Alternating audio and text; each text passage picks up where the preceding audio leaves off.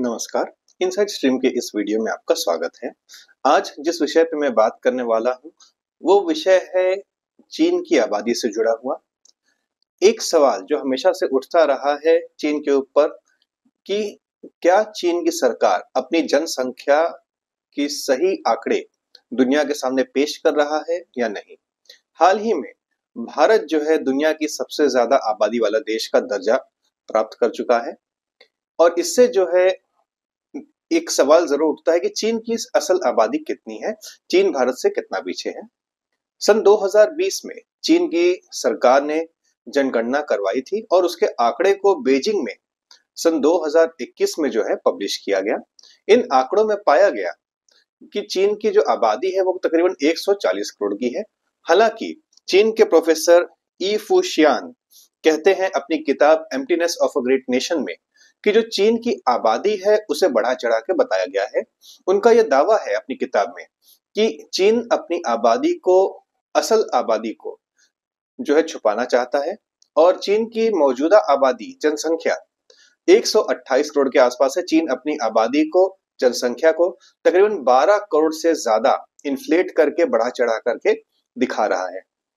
अगर ये घटना एक किताब में होती, अगर इस बात को एक किताब में कहा गया होता तो शायद हम इसे नजरअंदाज कर सकते थे, पर हमारे पास कई कारण हैं इस बात को मानने के कि चीन शायद अपनी जनसंख्या को दुनिया से छुपा रहा है और उसके लिए जो है हमें कई आंकड़े देखने हैं। और आज के इस वीडियो में मैं यहाँ पे जो कुछ आंकड़े हैं मेरे सामने, जो कि मैंने थोड़ा कुछ समय से स्टडी किया है, रिसर्च किया है, उनको जो है मैं आपके सामने रख रहा हूं। दुनिया के कई विशेषज्ञ इस बात को मानते हैं कि सन 2000 या फिर 2010 के आसपास जो है चीन की जो आबादी है घटना शुरू हो गई, गिरनी शुरू हो गई। और इस बात का उदाहरण जो है हम चीन की जो आर्थिक राजधानी है शंघाई शहर, वहां पे 1 जनवरी को जन्म लेने वाले बच्चों की जो संख्या है उससे एक बार तुलना करके देख सकते हैं। 1990 में शंघाई शहर में 1 जनवरी को 2780 बच्चों का जन्म हुआ था।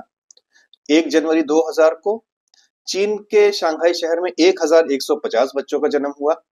उसी शंघाई शहर में 1 जनवरी 2010 को 380 बच्चों का जन्म हुआ और शंघाई शहर में ही 1 जनवरी 2020 को 156 बच्चों का जन्म हुआ। इससे हमें पता चलता है कि जो चीन की जो आबादी है 1990 से लेकर 2020 तक जो है काफी तेजी से घटी है। ये जो बच्चों के जन्म लेने की जो संख्या है घट करके जो है 5% तक आ गई है, 5% तक आ गई है। एक और आंकड़ा लेते हैं। चीन का जो उत्तर पूर्वी प्रोविंस है, जो राज्य है, वहां पर 3 अलग अलग सेक्टर है, 3 अलग अलग राज्य हैं और इन राज्यों में जो 3 बड़े शहर हैं जिनके नाम शेनयांग, डालिन और पांजिन, ये जो 3 शहर हैं सन 2010 से 2020 के बीच में खाली इन 3 शहरों की आबादी जो है बढ़ी है, जनसंख्या बढ़ी है। इसके अलावा जो है बाकी सभी शहर जो इन 3 राज्यों में है वहां पे आबादी गिरती हुई पाई गई है, जो जनसंख्या है कम हुई है। ये जनसंख्या कितनी कम हुई है? तकरीबन 90 लाख से।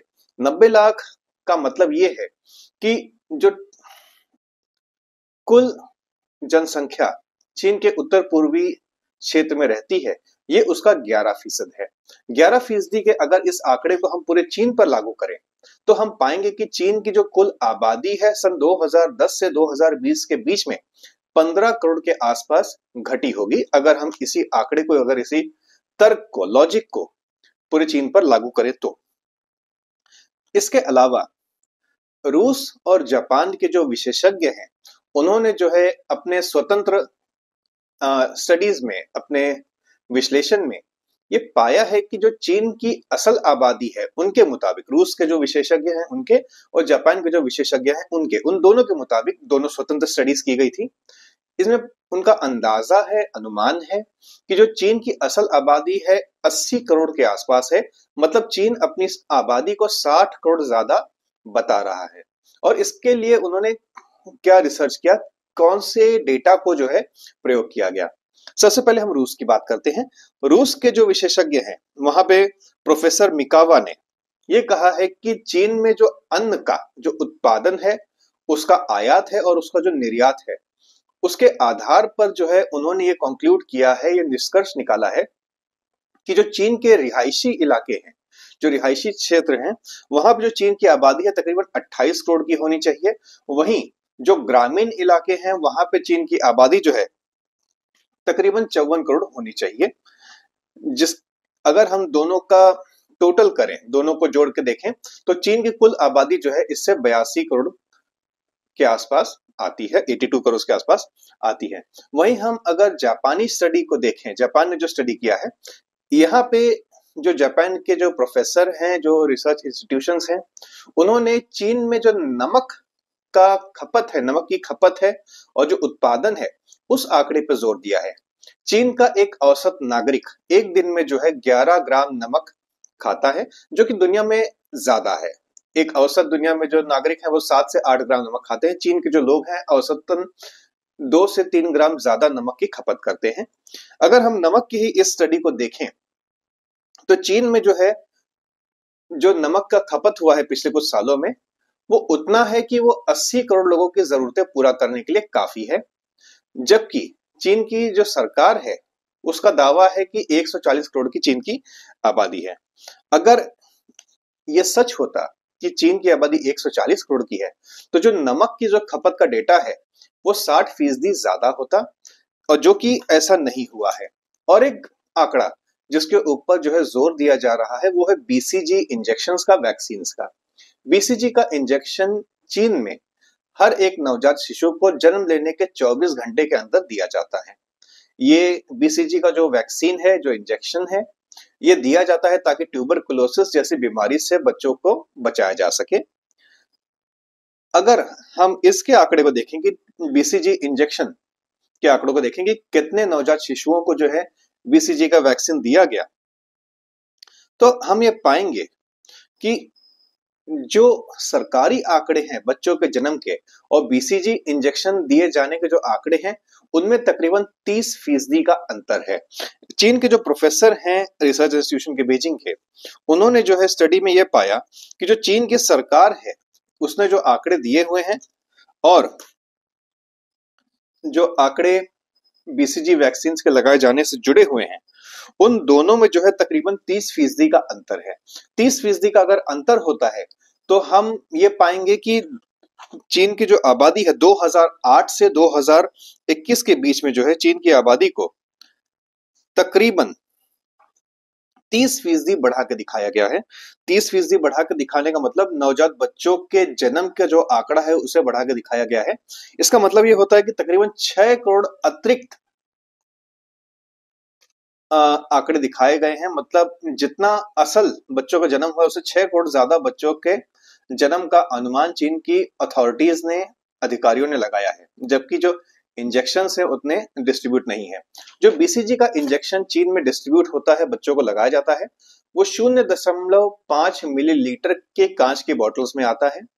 और जब भी इस इंजेक्शन को खोला जाएगा 24 घंटे के अंदर जो है इस इंजेक्शन को यूज करना होता है, इसका प्रयोग करना होता है।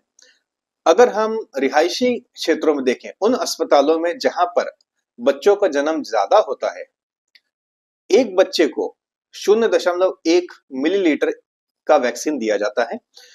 एक बॉटल में 0.5 मिलीलीटर होती है दवा, परंतु इतना इस्तेमाल नहीं होता। एक बॉटल का मतलब यह नहीं है कि 5 बच्चों को जो है इंजेक्शन लग जाएगा।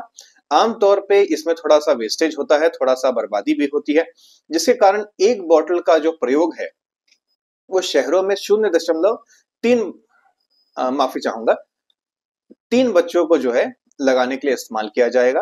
कम से कम 0.2 मिलीलीटर इंजेक्शन यहाँ पे बर्बाद होता है। वहीं अगर हम आंकड़ों को देखें तो चीन के जो बड़े शहर है वहां पर जो रहने वाली आबादी है वो चीन की कुल जनसंख्या का 15% है। 85% चीन की आबादी मध्यम आकार, छोटे आकार के शहरों में और ग्रामीण इलाकों में रहती है। ऐसी जगहों पर जो बच्चों के जन्म लेने की संख्या है वो कम है, जिसके कारण जो बीसीजी का जो वैक्सीन की बोतल है पूरी तरीके से प्रयोग नहीं की जाती है।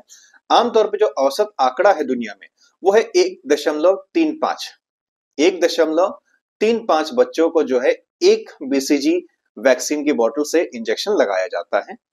इसका मतलब ये हुआ कि अगर 100 बोतलें हैं BCG वैक्सीन की, तो 135 बच्चों को जो है इंजेक्शन लगाए जाएंगे। और अगर हम लोग उस प्रकार से देखें तो BCG की जो वैक्सीन है 2008 से लेकर 2021 के बीच में जो आंकड़े, जैसे मैंने पहले ही बताया आपको, 30% ज्यादा दिखाए गए हैं। और जिसके कारण जो है इस बात पे सवाल उठाया गया है कि अगर बच्चे ज्यादा जन्मे हैं तो वैक्सीन जो है कम क्यों लगाई गई हैं। 6 करोड़ वैक्सीन कम लगाई गई हैं। इससे यही पता चलता है कि जनसंख्या में जो है जो आंकड़े हैं उनके साथ जो है छेड़छाड़ की गई है। चीन की सरकार ने 2022 से जो है BCG वैक्सीन के जो आंकड़े हैं वो छापना बंद कर दिए हैं। इसके अलावा और एक समस्या जो कि चीन के जो अथॉरिटीज हैं फेस कर रही हैं, वो है डुप्लीकेट बर्थ सर्टिफिकेट्स की। 1980 की शुरुआत से चीन में जो प्रॉपर्टीज और टैक्सेस के जो नियम लगाए गए, उनके मुताबिक एक व्यक्ति जो है चीन में ज्यादा से ज्यादा 2 घर खरीद सकता है, उससे ज्यादा घर उसके पास नहीं हो सकते। तो अतिरिक्त संपत्ति में इन्वेस्ट करने के लिए और ज्यादा पैसे इन्वेस्ट करने के लिए, हाउसिंग प्रॉपर्टीज में, रियल एस्टेट में इन्वेस्ट करने के लिए चीन में जो है एक कॉमन ट्रेंड रहा है कि लोग जो है अपने डुप्लीकेट बर्थ सर्टिफिकेट्स बनाते रहे हैं। और इसकी जो शुरुआत है 1980 से लगातार रही है। और एक अनुमान लगाया गया है कि चीन में आज की तारीख में 18 करोड़ ज्यादा बर्थ सर्टिफिकेट्स इशू किए गए हैं, जिसके कारण जो है हम चीन की आबादी को एक तरीके से इन्फ्लेटेड ज्यादा देख रहे हैं, जबकि ये 18 करोड़ लोग जो वास्तविकता में है नहीं, ये डुप्लीकेट और जाली डॉक्यूमेंट्स हैं जिन्हें बनाया गया है टैक्सेस और रियल एस्टेट प्रॉपर्टीज में इन्वेस्ट करने के लिए, उनसे बचने के लिए अथॉरिटीज की नजर से।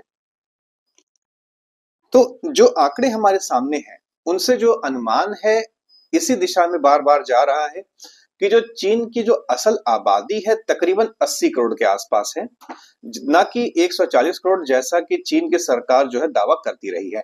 चीन की सरकार ने 2022 से नमक की खपत, BCG वैक्सीन का डेटा, नवजात शिशुओं के जन्म होने की संख्या, चीन में होने वाली जो मृत्यु है उनकी संख्या, और इसके अलावा जो पब्लिक ट्रांसपोर्ट का डेटा है कि पब्लिक ट्रांसपोर्ट को कितने लोग इस्तेमाल कर रहे हैं, ग्रामीण इलाकों में, शहरी इलाकों में कितने बच्चों का जन्म हो रहा है, अन्न का उत्पादन कितना है, अन्न की खपत कितनी है, ये सारे डेटा जो है 2022 के बाद से पब्लिश करना बंद कर दिया है। इसमें से कोई भी डेटा ऐसा नहीं है जिसे हम लोग राष्ट्रीय सुरक्षा के लिए जो है महत्वपूर्ण मानते हैं। ये जो है स्टैटिस्टिकल डेटा है जिसका प्रयोग किया जाता है जनसंख्या का अनुमान लगाने के लिए। और क्योंकि इसका प्रयोग जनसंख्या का अनुमान लगाने के लिए किया जा रहा है, ये काफी हद तक संभव है कि जो चीन की सरकार है अपनी असल आबादी को छुपा के रखना चाहती है। और इस बात से जो है, इस बात को हम मान सकते हैं, इस धारणा को बल मिलता है कि चीन की जो असल आबादी है 140 करोड़ नहीं है, वो उससे काफी कम है। जो अधिकतम अनुमान है वो तकरीबन 128 करोड़ का है, वहीं जो न्यूनतम अनुमान है वो तकरीबन 80 करोड़ की आबादी का है। अब जो सच्चाई है वो तो हम नहीं जानते, पर हाँ, हम एक अनुमान जरूर लगा सकते हैं। तो आज के इस वीडियो में बस इतना ही। धन्यवाद।